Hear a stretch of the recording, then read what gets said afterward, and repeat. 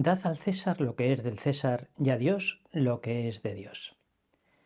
La política no es solo una profesión, sino también una dimensión de todas las personas.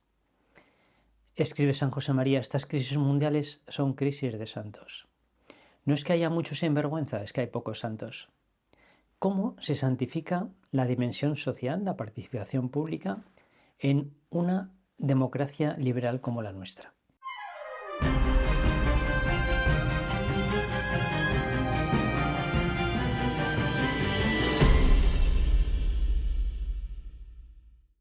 Se retiraron los fariseos y llegaron a un acuerdo para comprometer a Jesús con una pregunta. Le enviaron a algunos discípulos suyos con unos herodianos y le dijeron: Maestro, sabemos que eres sincero y que enseñas el camino de Dios conforme a la verdad, sin que te importe nadie porque no te fijas en apariencias. Dinos pues qué opinas, ¿es lícito pagar impuesto al César o no? Comprendiendo su mala voluntad, les dijo Jesús: Hipócritas, ¿por qué me tentáis? Enseñadme la moneda del impuesto. Le presentaron un denario. Él les preguntó: ¿de quién son esta imagen y esta inscripción? Le respondieron: del César. Entonces les replicó: pues dad al César lo que es del César y a Dios lo que es de Dios. Israel se encontraba desde casi un siglo atrás, dominada por Roma. Esta pregunta escondía lo que los italianos llaman un dilema cornuto, una respuesta siempre comprometedora. Si Jesús respondía que sí había que pagar el impuesto al César, confirmaba la dominación romana de un pueblo teocrático que se consideraba descendiente de Dios, el pueblo de Dios. Si respondía que no, en cambio, se enfrentaba a Roma, se hacía enemigo del César. Sin embargo, Jesús responde: dad al César lo que es del César y a Dios lo que es de Dios. Un carpintero de hace 2000 años, que no fue, que sepamos, a ninguna escuela rabínica ni nada por el estilo, sin embargo, así sobre la marcha, hace una propuesta que atraviesa la historia y llega hasta nuestro tiempo. Y se mantiene de pie y es insuperable. Son esas pequeñas cosas que constantemente aparecen en los evangelios y muestran la divinidad de Cristo. Cualquiera que las contemple despacio y las tome en serio sentirá inmediatamente la necesidad de ponerse delante del sagrario o al menos ver un capítulo de la serie de Chosen. Este no es un hombre cualquiera.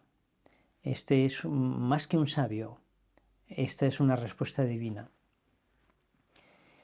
Bien, a lo largo de estos 2000 años, esta propuesta de Jesús no se ha terminado de realizar.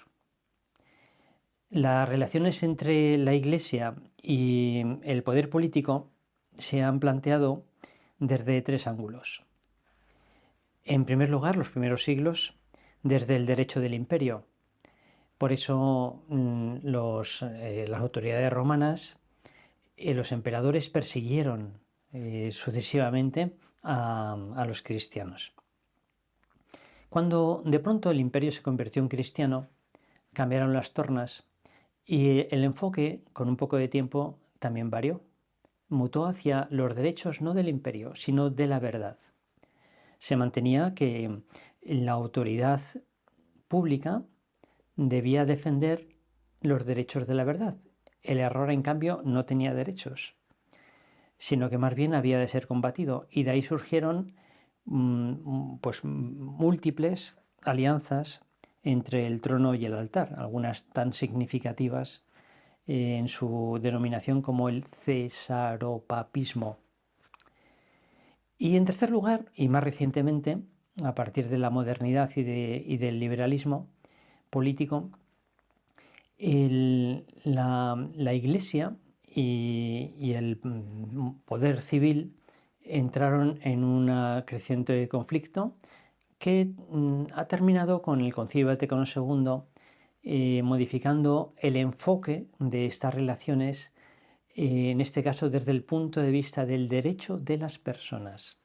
No derecho del imperio, no derecho de la verdad, sino el derecho de las personas, que es lo que se denomina se puede denominar la laicidad positiva, que se compone básicamente de dos afirmaciones. En primer lugar, que toda persona tiene derecho a que no se le impida vivir según su conciencia, a menos que esto pues tenga inconvenientes para el orden público. Y en segundo lugar, que el Estado debe favorecer la vida religiosa de sus ciudadanos sin impedirla ni dirigirla. La laicidad positiva. Desde el Concilio Vaticano II hasta hoy se han dado algunos pasos. Esto ha tenido sus frutos. El clericalismo en una buena medida ha sido superado, aunque estamos todavía en vías. Pero el Papa ya no es, no es el señor, no tiene unos estados pontificios que gobierna como si fuese un señor feudal, ni tampoco en las democracias liberales como la nuestra existe un partido político o un político que represente oficialmente a la Iglesia. Ahí en el campo social y político estamos en vías de superar definitivamente el clericalismo dentro de la Iglesia. Pero lo que no terminamos todavía de aprender, y es una asignatura pendiente, es esto de la laicidad positiva. El aprender a santificar la convivencia y la actividad pública en un Estado democrático. Hoy la mayor parte de los sistemas políticos de nuestro mundo son o teocracias, por ejemplo las de tipo islámico, que dan a Dios lo que es del César, o bien son tecnocracias, más de tipo occidental, que dan al César lo que es de Dios. Por tanto, esta propuesta del Señor es algo que todos todavía tenemos que intentar alcanzar, no solamente los cristianos, sino aún más también los liberales, los sin Dios, los laicistas. La política necesita un fundamento externo.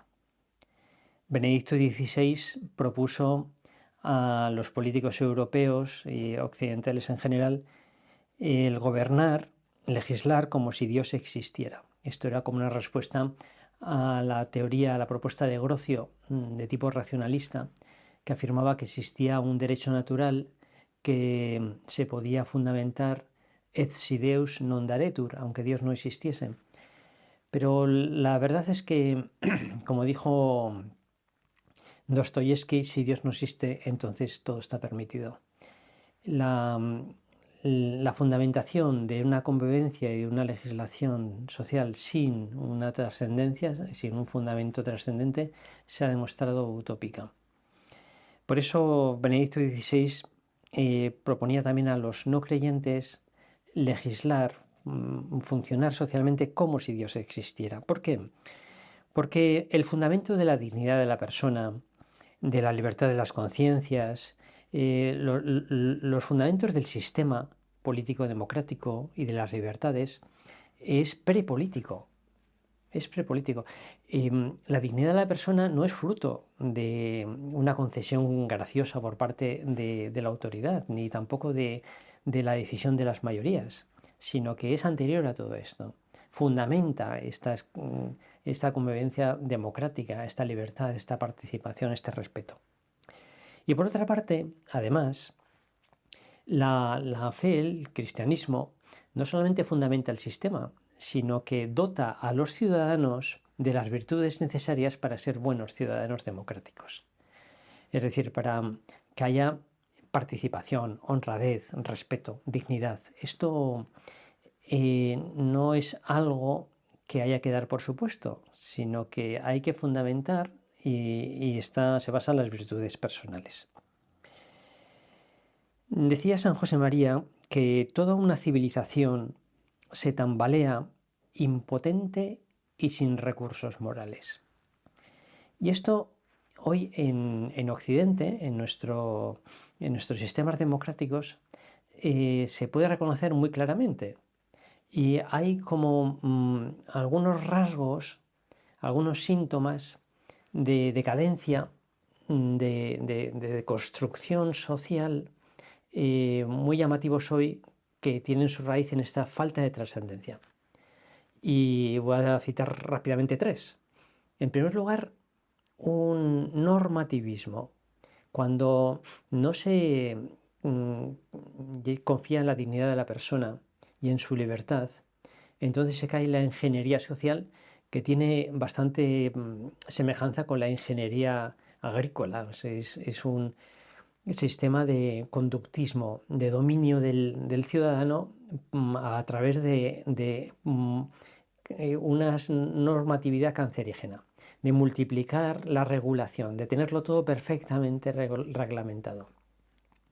Cuando, por ejemplo, se pierde la virtud de la caridad y se olvida lo que es el amor, entonces hay que reglamentar hasta la última manifestación de afecto, porque se vuelve ambigua, porque ya no se sabe qué se pretende con ella, se desconfía de ella.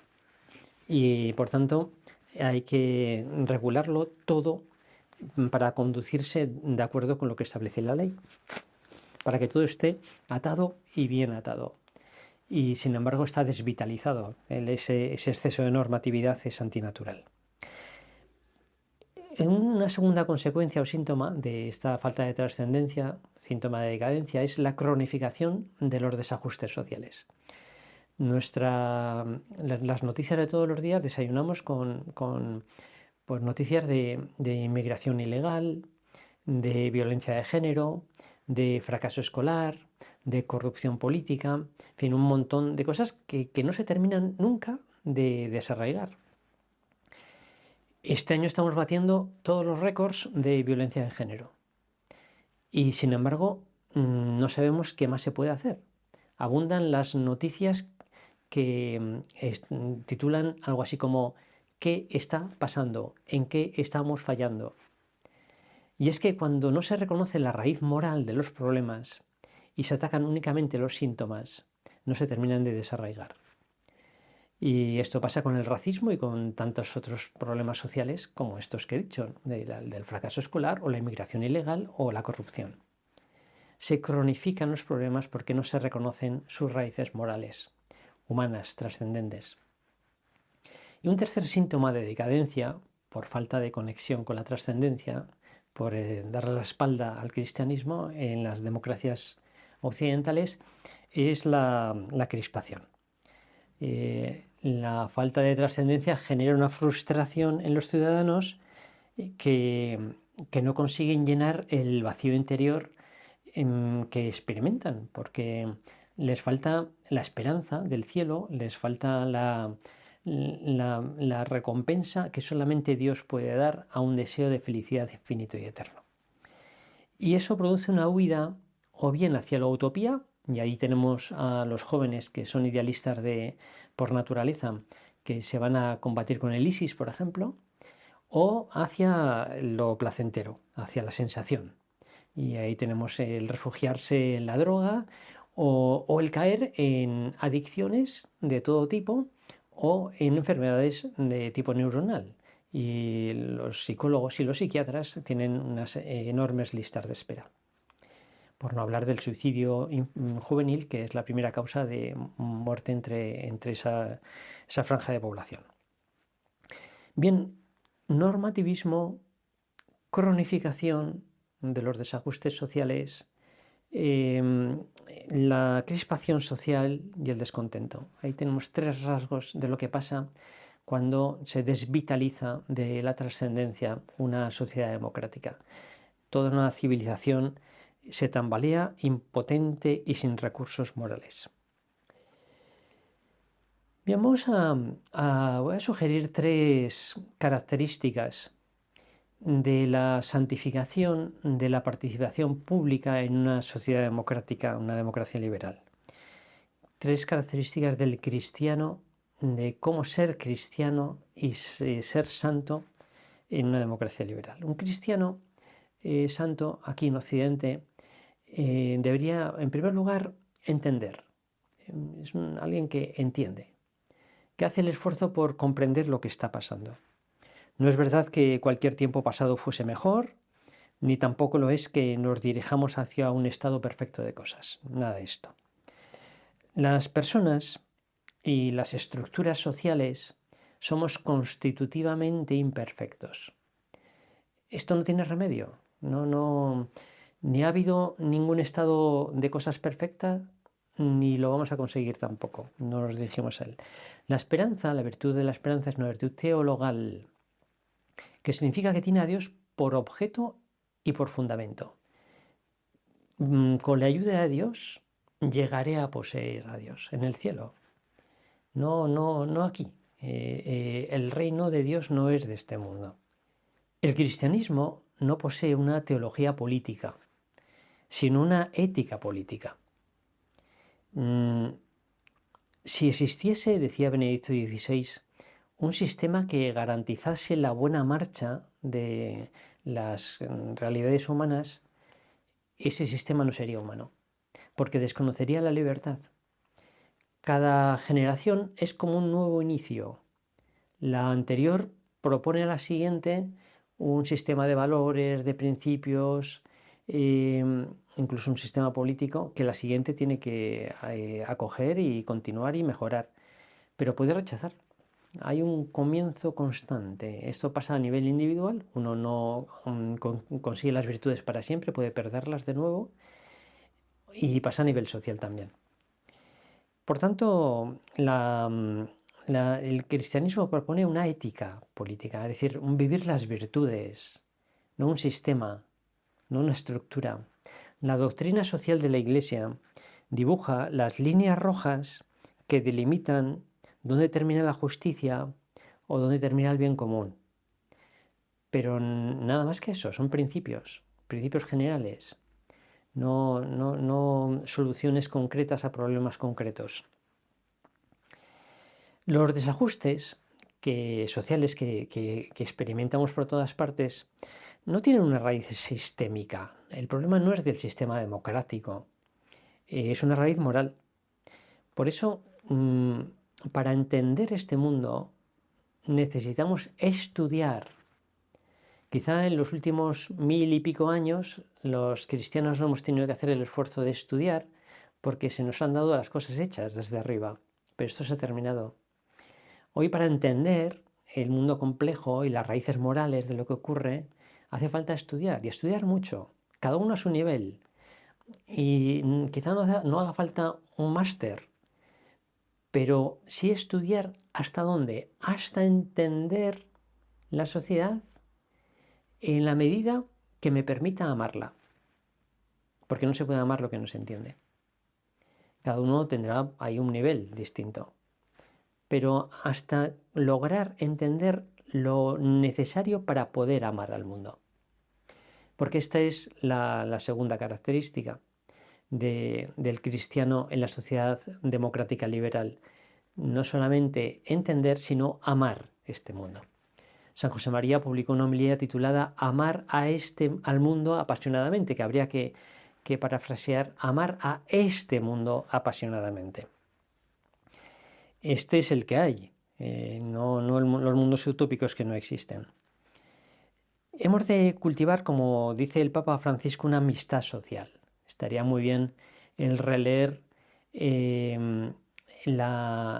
esos fragmentos sobre el diálogo magistrales de Fratelli Tutti del Papa Francisco. Hemos de cultivar una convivencia afectuosa. La fe se propone, no se impone. Juan Luis Lorda publicó hace unos pocos años un librito muy fino, pero muy, muy recomendable, titulado Invitación a la fe, que es un recorrido por lo que los cristianos creemos, hacemos, celebramos y rezamos. Muy breve, muy sintético. Vale la pena leerlo y también recomendarlo, darlo a las personas que tengan un cierto interés por conocer la Iglesia. El pluralismo es consecuencia de la libertad. Y las opiniones a nuestro juicio equivocadas, es decir, el error, es el precio que hemos de pagar por la libertad. Por tanto, no hay que echar las muelas ni contra el pluralismo ni contra el error, sino convivir con él. Eso, como he dicho, forma parte de la misma estructura, la misma realidad, tanto personal, individual como colectiva. La polarización es ideología. Y por eso hemos de cuidar las fuentes de información. Internet tiene muchas ventajas, pero tiene peligros. Que cada uno se refugie en los medios donde le van a decir lo que él piensa y le van a confirmar en sus convicciones. Y así se produce una polarización social creciente. Basta mirar lo que está ocurriendo en Estados Unidos, pero también en Europa. Hemos de procurar abrirnos a fuentes de información serenas, prudentes, plurales. Conocí un estupendísimo político y mejor persona todavía que en todas las mañanas compraba un solo periódico que era justamente el representante de la opinión contraria a la suya, porque quería asomarse a la realidad con esos ojos y procurar entenderla así mejor.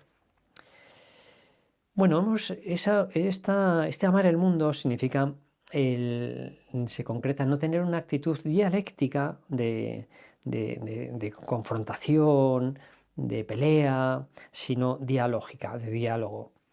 Dialogar no es solamente soltar palabras o escuchar palabras, es una actividad muy intensa y difícil, que se compone básicamente de 3 elementos. En primer lugar, el esfuerzo por entender lo que hay de verdad en las opiniones distintas a las mías.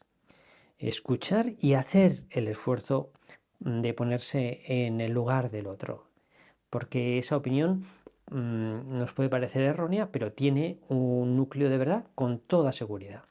Conocerlo y, si es posible, ponernos en el pellejo, entender cómo el recubrimiento a ese núcleo de verdad que nosotros no compartimos tiene también una explicación, de dónde viene, a qué responde. En segundo lugar, hacer el esfuerzo no solamente de detectar lo que hay de verdad, sino de exponer nuestra postura de manera comprensible. Es decir, responder a las inquietudes reales de la gente, no responder a preguntas que no se hace nadie, sino a las preguntas reales, y de manera comprensible hoy.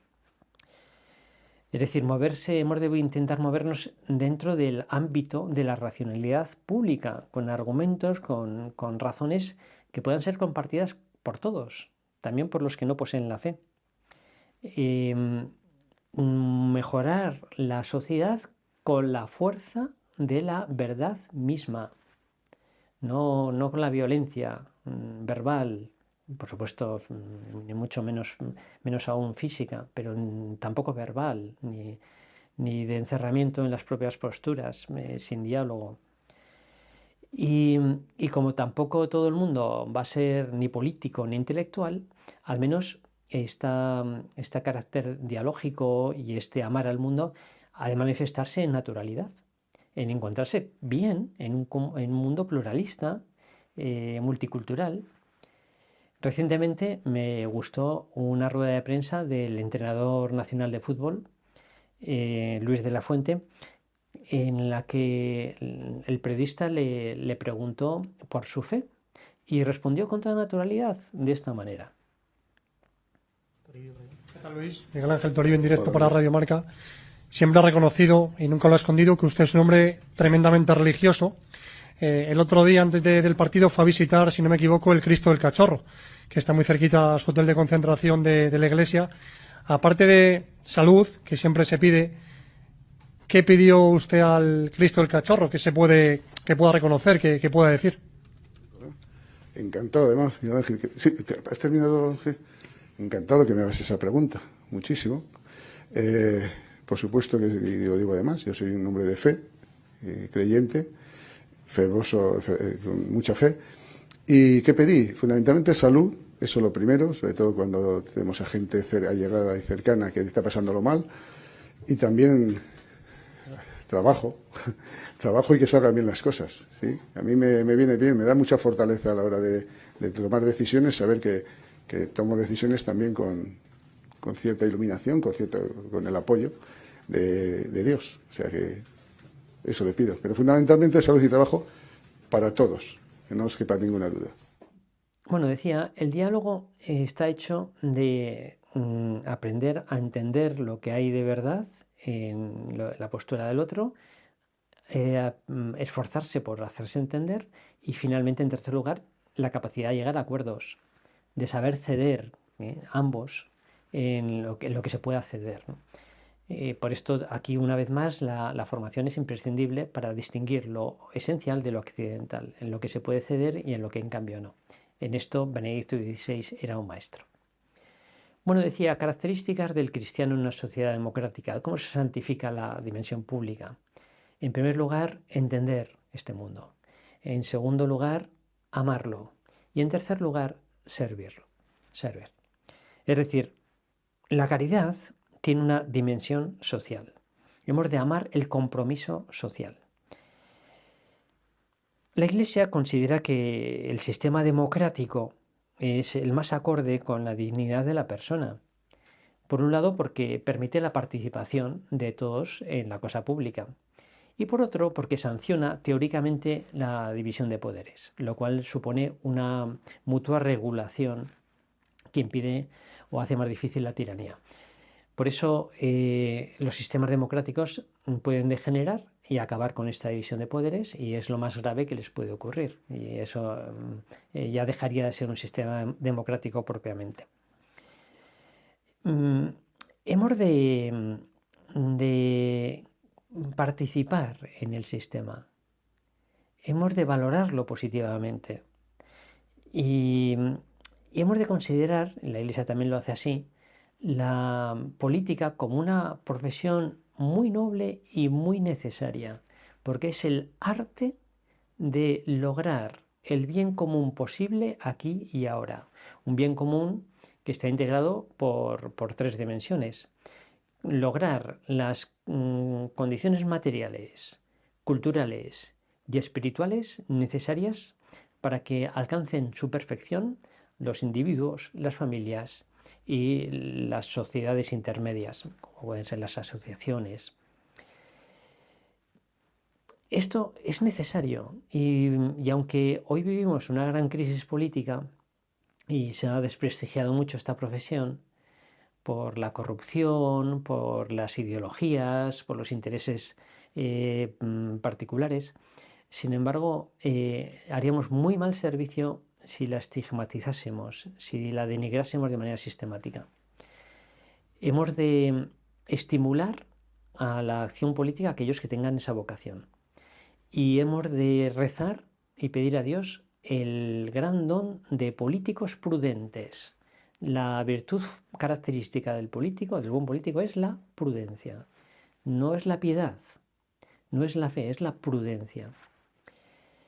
Bien, esto en primer lugar, valorar el sistema y valorar la profesión política, pero tampoco hemos de esperar los cristianos en este servicio social que nos vengan las cosas dadas desde arriba. Así ha ocurrido durante mucho tiempo y por eso estamos muy mal acostumbrados, sino que hemos de implicarnos personalmente. Aquel que se limite a votar cada 4 años y luego pues criticar y ya está, no, en realidad no está ni sirviendo ni se está comprometiendo en absoluto con la sociedad. Hay muchas maneras de hacerlo, más allá de la política, como puede ser la participación en una ONG o en las redes sociales o en los medios de comunicación o en asociaciones de vecinos o asociaciones de consumidores o asociaciones culturales o en la financiación de este tipo de actividades y desde luego con la oración. Pero todo el mundo podemos hacer algo por contribuir a crear esas opiniones que se vayan difundiendo en una sociedad, la vayan permeando desde dentro y luego vayan generando pues un bien común, vayan alcanzando un bien común que responda a esas tres dimensiones, no solo la material, sino también la cultural y la espiritual. Todo esto es, como digo, un servicio. Y por eso el cristiano que se santifica, su dimensión pública en la sociedad democrática, presta este servicio con una espiritualidad martirial, es decir, no pretende vencer al otro, imponerse al otro, sino que es un servicio. Y si no es comprendido y es rechazado, pues lo vive como Cristo en la cruz. No es tonto, no dice que lo bueno es malo, no renuncia a sus derechos, pero busca una recompensa en el cielo. Vive la espiritualidad martirial. Ama al mundo, y aunque ese mundo le esté rechazando y maltratando. Bien, al final, estos tres rasgos del cristiano en medio del mundo, de la santificación característica del laico, de la participación pública, como he dicho, entender, amar y servir, se pueden reconocer en una manifestación muy sencilla, que es el estado de ánimo ante la situación social y política. Es decir, cuando me asumo a las noticias, cuando miro el mundo alrededor, ¿qué experimento? Si siento miedo, si siento enfado, si no digamos falto a la caridad, entonces me falta mucho todavía. Si siento, en cambio, ternura, cuando veo las disfunciones sociales, misericordia, siento pues pena porque la gente sufre mucho y porque busca la felicidad y no la encuentra. Y si siento la necesidad de aguzar el ingenio y pensar en la oración qué más puedo hacer, entonces, pero con muchísima paz y mucho abandono en las manos de Dios. El Papa acaba de publicar una magnífica exhortación apostólica con motivo del 150 aniversario del nacimiento de Santa Teresita, titulada Chez la confiance, que aconsejo a todos leer.